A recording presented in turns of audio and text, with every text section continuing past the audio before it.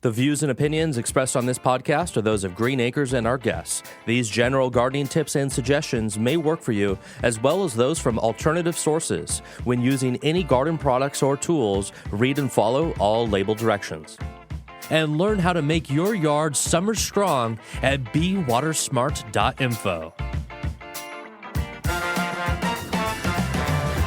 The Green Acres Garden Podcast is the podcast dedicated to helping gardeners hone their growing skills while we celebrate our love of plants. So whether you're new to growing or a seasoned gardener, you're sure to learn something new. Join the fun as we have conversations with world-class growers, passionate green thumbs, and professional garden experts from Green Acres Nursery and Supply. Listen every week. We'll answer questions you didn't know you had.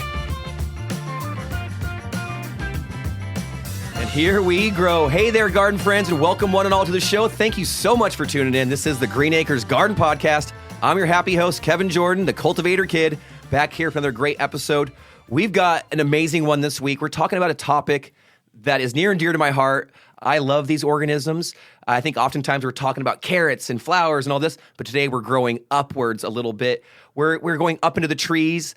As Greg once told me, trees are the foundation of our garden and our landscape. And we are going to dive so hard into trees. Today's episode is going to be your buyer's guide to finding the perfect tree for you. You're going to learn about all the things, all the considerations, some of the tips and tricks. And we're going to learn from somebody who's knee-deep in urban forestry. And that's kind of cool. So if you look around the world right now, you've got urban forest projects sprouting up everywhere across the globe, on nearly every continent, minus Antarctica. So from Singapore, which has the vision to be the city in nature, where they want to plant 1 million trees by 2030. Ooh, cool. Over in the Middle East, you've got a green initiative out there where they want to plant over 600 million trees by 2030. Pretty ambitious. Even just last year, our neighbors to the north in Toronto in Canada, Toronto itself, just in 2024, planted over 130,000 trees in their urban environment. So we're going to go hardcore into trees. We're going to dispel the myths and hopefully give the listener an ability to select the perfect tree for the perfect place. I love that. And we have a great guest this week, Carol Gann from the Roseville Urban Forest Foundation. We sat down with her to talk all about what they're doing in Roseville. And if you don't mind, I'd actually like to kind of jump into the conversation because she, shared some cool stuff in the interview that got me researching already. And what's so cool is they have this website, rosevilletree.org. And I think it's helpful for anybody who's thinking about putting a tree in or wanting to learn more about trees. And what they've done is they've made a really cool list of trees that are very well performing for our area. And I think this is good for everyone in Roseville, Sacramento, or this whole Central Valley to know about these trees. So I'm going to put a link in our episode description. Please go check that out. It's the Selecting Trees page on rosevilletree.org. And they have a whole thing that's going to help you, learn how to choose the right tree. And then there's a list of trees based on size. And Kevin, I'm wondering if we could explore a couple of these. Please. Because there's some ones that Carol mentioned in the interview that I didn't know about, and I want everyone to know about. It's a good list. It's a great starting point. And I think sometimes you can hear a name and hear a few facts. Oh, it grows like this. But to see the tree and then have that connected to how it grows, it's wonderful. Right. So each one of these trees on this website has pictures. Some of them even have a picture for each season, so you can see how it looks differently throughout the year. But I want to start with this one, Kevin, because Carol mentioned this as a great, very small tree. Sometimes it's hard to find a really good teeny tiny tree. Yeah. But she mentioned the Rose of Sharon, and I didn't know what that one was. Can you make, any comments on the Rose of Sharon? Oh, yeah. Near and dear to my heart. Okay. I had a friend, Rose, in school growing up, and she was named after the Rose of Sharon. And so this is one of the first trees I learned about. But it's not a rose. It's a tree. It's not. It's a hibiscus. Oh. And they grow it as a tree, and it's you can keep it very small, but it's one of those things where if you're looking for a tree that's maybe 10 to 15 feet tall, you don't have a lot of space, but you want some color, that's the Rose of Sharon. That hibiscus right there, amazing choice. Beautiful it's got flowers on it? Beautiful flowers. Okay. Usually kind of pinkish purpley. They're gorgeous. I have a few in my neighborhood. I always look forward to seeing them bloom throughout the season. And it's one of those trees that's really compact, really small, but tons of color. Another one that's kind of similar in that where it's a small tree and it's on her list, the desert willow. That Chalopsis, drought tolerant, deciduous, very showy, fragrant flowers. Another small flowering tree, a great option. Of course, we've brought up the Palo Verde tree before. Green stems, green bark, photosynthetic stems and bark, the bright yellow flowers, drought tolerant nature. Pretty cool options. And so that list on there goes further than what we're talking about now. There's a bunch of small trees being recommended. And a lot of them we have covered. And some we hadn't. So I just wanted to point that one out. The Rose of Sharon, a great recommendation from Carol. And then she mentioned another one in the interview, which we'll get to shortly. But I just wanted to cover this because I didn't know about this tree before. The golden rain tree. She talked about how beautiful this is. Kevin, what are you familiar with this? Yes. As she started describing it, I was like, oh yeah, I know that tree because they're beautiful. They do get a good, nice, wide spreading canopy. So they're a tree that might need a little bit more space than the ones we just mentioned, but they're gorgeous. Those flowers, it's as showy as the perennials that you have on the ground. It is like a gigantic just cluster of bright yellow flowers. I love them. Beautiful tree. Right on. Coelrutia, I think. So hopefully, this is a tree that people plant more of in this area, right? Like, we want to get away from certain trees. You know, in the past, there's been trends where we plant, lots of the wrong trees, so to speak, right? I think people get hooked on you're hooked on what's available at the time, right? Sometimes we're limited on what you can get, right? And so we're kind of spoiled by Green Acres in that you get your hands kind of constantly on a lot of variety and choice. But that isn't always the case. But then you're right. Sometimes people just fall in love with certain things. Here in our region, you'll see people, 20, 30, 40 years ago, they must have fallen in love with the pear trees, the flowering pears. You see them lining our streets, our neighborhoods. They're everywhere. You know, some people might argue, hey, it's a pretty tree. It's got white flowers. One? So fragrant. And I say that tongue in cheek. Yeah, I know which one you're talking about. Some a little smelly. And they're just they've just proven to be not the best trees for our location. Okay. And so in other areas around the country, same thing. They've had their trends. And what works really well for one grower, it may be a trouble tree or a problem tree in another area. So today's episode, it's really going to hone in on finding the perfect tree for what your situation is, what your goals are. And I think this is going to be a great jumping off point for folks. Absolutely. I hope that the future trend of trees is people picking trees from an educated standpoint. And we're hopefully going to do that with our new guest here, Carol Gans from Roseville Urban Forest Foundation. We sat down with her to learn all about how we can make this new trend of great trees for the future. And we sat down with her at the Green Acres Nursery and Supply in Roseville. Let's jump into it now. Here we go. Well, RUFF's been around for 30 years. We just had our 30th anniversary in September. Congrats. So we're on our 31st year. So it's a very long-standing organization that has developed very strong relationships with not only the city, but also with the community. Hi, I'm Carol Gann. I'm the community forester with Roseville Urban Forest Foundation. So it's a very small group, but incredibly dedicated to support trees and make sure that the residents have information about what kind of trees grow well in Roseville. You are known as a community forester. That's a pretty cool title. I think maybe I want to be one day. What is that, and how do you become one?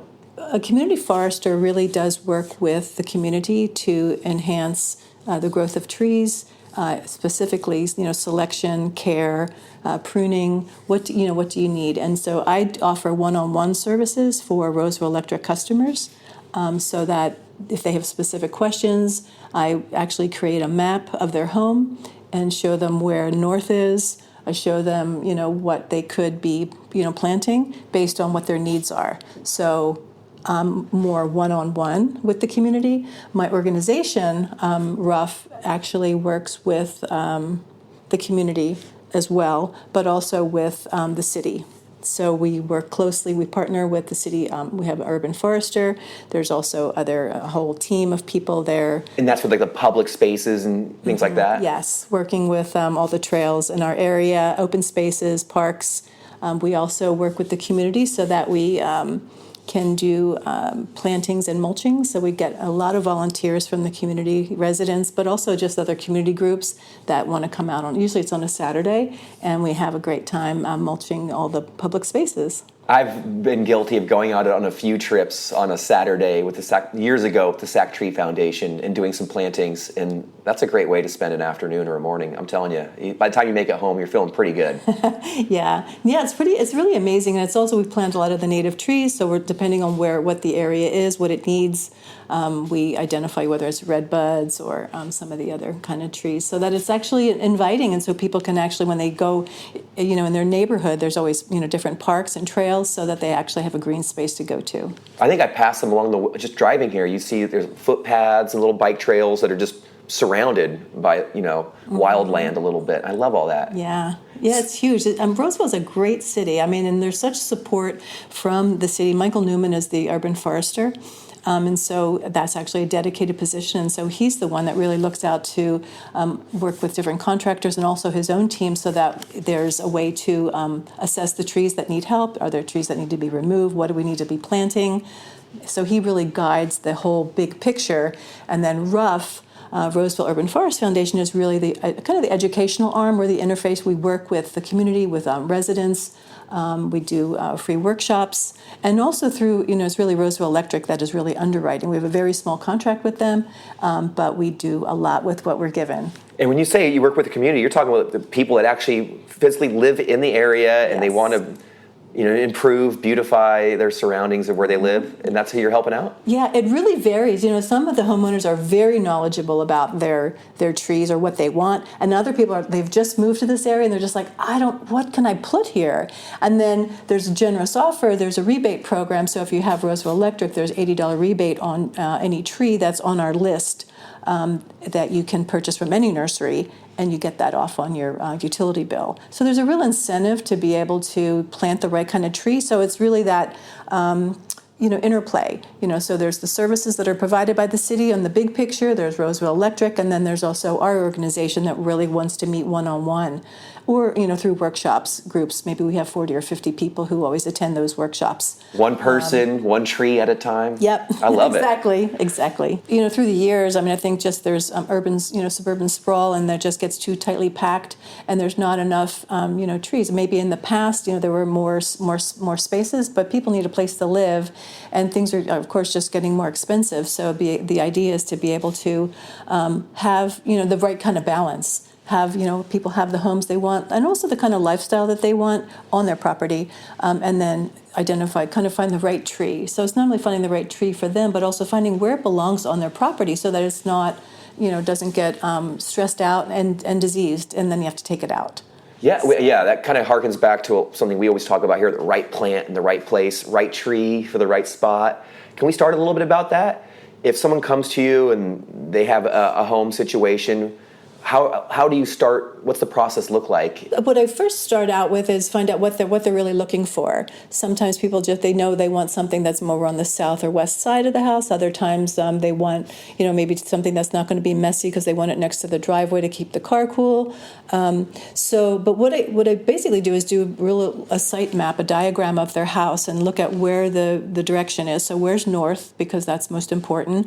And then aside from the compass direction, then I'm looking at where do they have solar panels? Because if they have solar panels, you don't want to obscure them. Yeah. Right. If the tree was there, and also your neighbors, you don't want to obstruct any of the sunlight that's going to your neighbors' solar panels. Whatever was there first, if the solar panels were there first, that's the rule. At least California law, it's my understanding. And then you just need to have a smaller tree, and so maybe you need to redirect what your choice is. Small trees on our list go up to 25 feet, and that's like a 2-story house. So that's pretty big.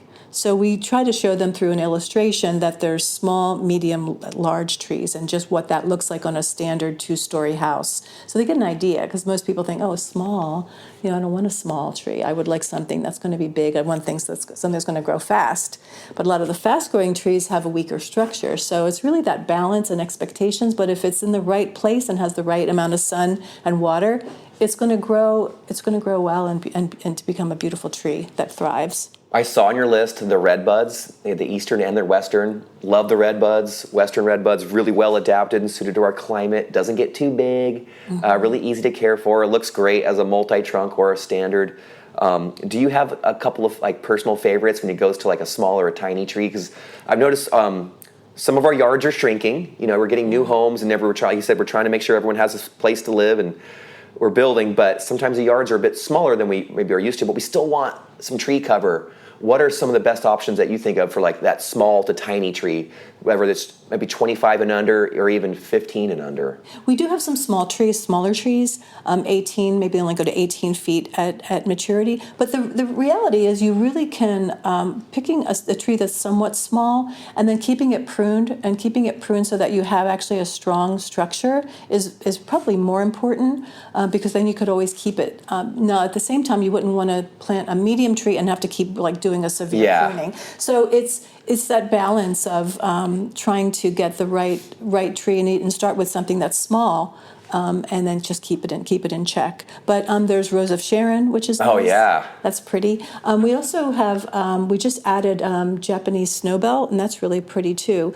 So we work with other arborists in the area and get what their experience is as far as what kind of trees they're planting when they're doing their landscaping jobs. So we just updated our tree list last year and added some more of these smaller trees so that we could actually be helpful to folks who are in West Park, which have the smaller may have the smaller properties and so less space. I saw there the desert willow. That's a pretty cool tree. And Chiltapa. Yes. I think some of the trees that we're really shifting towards depends on the location. So I think there's developers that are selecting certain trees for the streetscapes, and then homeowners have may or may not have the opportunity to select trees for the front of their property if they're in an HOA.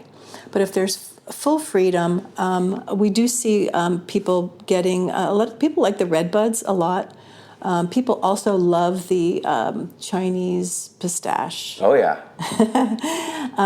But there's some other, like Tupelo's really gorgeous. If you're talking about a medium tree, that goes up to 45 feet. A nice, pyramid or triangular type shape, gets gorgeous color in the fall. So there are many options depending on what people like. But I would say Chinese pistache, I would say redbud, people love. And then we tried to show them what else is available. On our website, we have a grid of photos that show what the trees look like. And then if you click on the actual grid pattern, it's organized by small, medium, and large. I saw it. It was great. If you click on there, then you get a full page that has more photos of the tree during its different seasons. We do see, some of the common problems we see with people love Japanese maples, and I think that's no different. Guilty. But they can be placed in the wrong place, whether someone plants it that way or they inherited a property where that did occur. Right in the south or the west facing sun just doesn't work for our. It's very hot. So unless you want to baby it, that means putting up an umbrella, putting up some kind of tarp. And most people, not many people have time for that. Some people are very, there's people who are so into their gardens and will do a lot and really are incredibly, aware and educated themselves on tree care. Tell us a little about the red maple, because I'm noticing those are getting really popular. I think they're kind of pushing out maybe some of the pears that we've been planting for so many generations. Is the red maple a good choice for that large area? And if so, why do you think people are liking to grow it? I think so many people like the red maples, or even just maples in general, just because of the fall color. So we have the Pacific Sunset maple. There's the red maple that you had mentioned. They love that vibrant color in the fall. They do well. They need medium water, so they would do well if you have a lawn nearby, or so you wouldn't put them in a water-wise garden unless you made sure you had specific watering for that, or put more emitters for it. So you set your irrigation so that it actually can get enough water. They are really popular and absolutely gorgeous. Do you have a tree that you just love when you see it and that you just brings you joy? I do. I think my favorite tree is the golden rain tree, because it's got gorgeous yellow flowers in this sort of late spring, summer, and then it's got these little paper-type lantern that holds the seed, so it's their seed pods, so I think that's quite attractive. And then in the fall, certain varieties have color as well. So it seems like it's just, and it's also unusual. You don't see it. I've seen it in parks. It's a medium tree, so it does get to be, up to 45 or so feet in height. So it's not, for every kind of property. Pretty good size, yeah. Yeah, but usually I see it around different organizations, like in different parking lots, or there's some churches over in certain areas, like places. Is like it on your approved list? It is. There we go. It is. Very cool. Well, I'm curious, Carol, what are some of the overarching goals and dreams of you and the Roseville Urban Forest Foundation? What do you really hope to accomplish with all your effort and work? I think our goals, for at least in the near term, is really to reach some of the new homeowners that have just come into our community. We used to, back in 1995, 96, we maybe had 95,000 people. Now we have over 160,000 population here. So there's a big influx of population, and also and new homes, and how to manage that. People come from different areas. Maybe some may come nearby, but others may come from the Bay Area, may come from actually other states as well. And just to learn how to manage their property and trees so that they thrive in our climate. So that's short term. Long term, I think we really are looking to continue to partner with the city of Roseville and the community, so that we can really create this dynamic environment where we are great stewards of our natural spaces, and the trees included, but also so that we're meeting that right balance of outdoor activity, beautiful spaces, and also beautiful spaces within our home. Carol, I've had the best time talking with you. I'm so stoked that actually, and a little jealous, to be honest. I'm hearing what you're talking about, going on these site visits and helping people. I'm like, this sounds like an amazing career. I was like, I gotta make a shift. But it's incredible, and I love that there are people like you and basically just a couple handfuls of people that you work with. It's pretty awesome to think that there's just a couple handfuls of folks working to get so many trees out there, not just planted, but then the ones that are still around, maintained properly and cared for the way they need and deserve. I love it, Carol. What do you love most about your job and working with plants and trees and folks? I absolutely love working at Roseville Urban Forest Foundation. I love not only the small group of people and the professionals that we have there.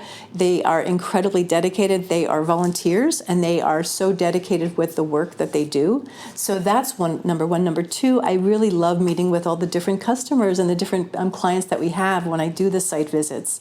There's really interesting questions. I always learn more. I get to research things that maybe I'm not, I've seen, or maybe seen in a book, but then haven't seen actually in person. Always something new. Yeah. So I love that. And I think just the real interest among residents to really want to have a beautiful environment, and the collaboration that we have with the city, their commitment to supporting open spaces and really trying to do what's best for the community and for the people who live here.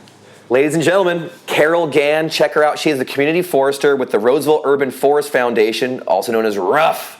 Check them out at rosevilletree.org. Carol, thank you so much for making time for us. I loved it. Thank you so much for having me. I really enjoyed it. I love talking about trees and also the work that we do. Well, let's plant some trees together sometime. Yeah, that would be awesome.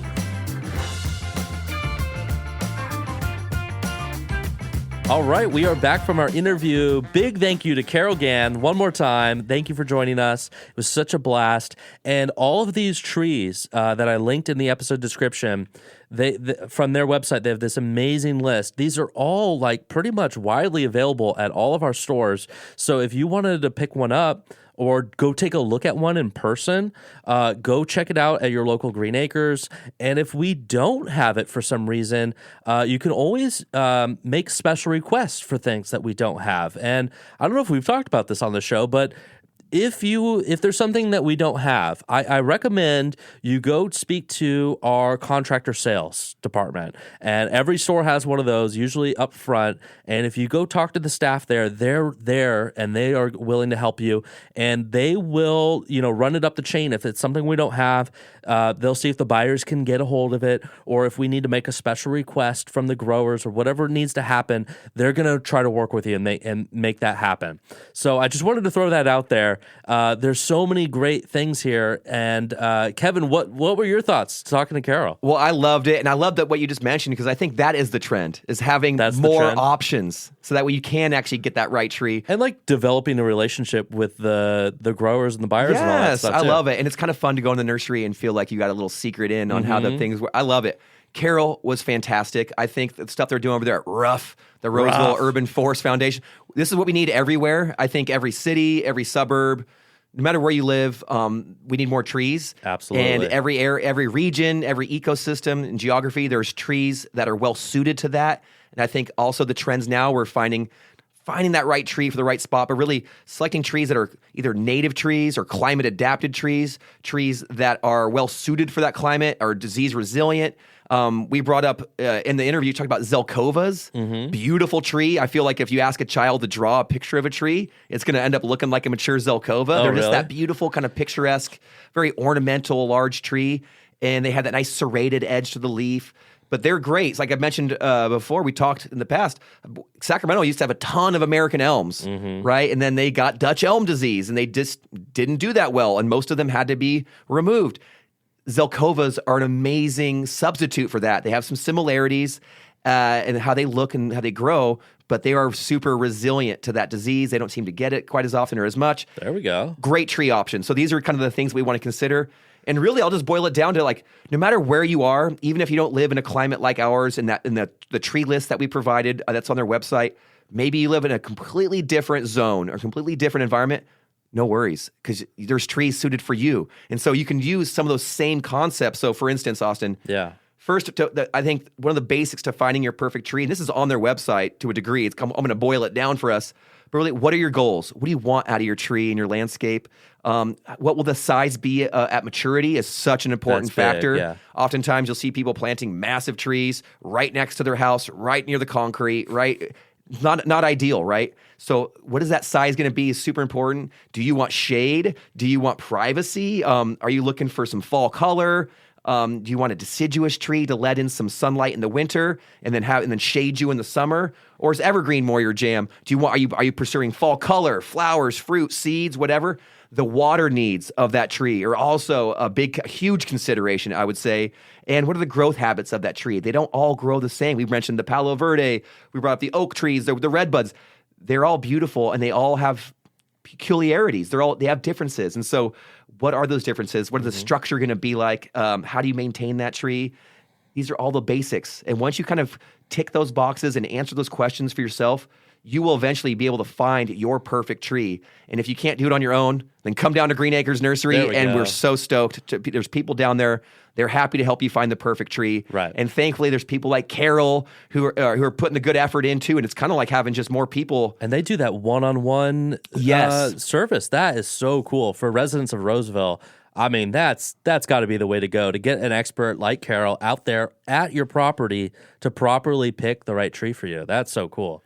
And I think the more that we see our cities kind of growing vertically and upwards, and we're kind of getting denser, trees are the way. There's so much benefit to trees. I mean, we've talked about in the past, but I mean, the filter and trap rainwater, the erosion, reducing the kind of the pressure of storms, the shade. But one thing we didn't even bring up enough in this, because it was kind of more focused on the ornamental aspects and selecting this, it's the animals. It's the organisms that we live around. The wildlife. Oh, yeah. I don't want to live somewhere where you don't hear birds sing, right? I don't want to live somewhere where I don't see butterflies and bees flying around. Trees are amazing things. They do so much. If I could invent a device that does what trees do, I would be famous for it. Like, oh man, it filters water, it creates oxygen, it sequesters carbon, blah, blah, creates habitat and food for wildlife. That'd be the most amazing device ever. Trees are incredible. We talked about fall is for planting. Well, guess what? Right now is the second best time to plant. As we're heading out of our winter into spring, this is an amazing time to select your trees and plant. Get them planted before the heat comes, get them established. And I'm telling you, you'll love it. It's so much fun to watch a tree grow. Even the small ones, I love it. But the medium-sized, large, whatever it is, there's so much fun to have with trees. So shout out to Carol and all the folks out there in Roseville. And a shout out to all you gardeners and growers out there for planting trees. The world needs you now more than ever. So get out in that garden, anchor your landscape in your garden with a beautiful collection of trees, And I think you'll be happy. You won't regret it. But I think that's all we have for this week, garden friends. I got to get out in that garden. There's so much work to be done. I still got plants and seeds going to. If you're not out in that garden, I don't know what you're doing. So please get out there, get some dirt underneath those nails, and come back next time for some more garden fun. We'll be here waiting for you with another great episode. Until then, garden friends, happy gardening to you all. And please never stop growing trees.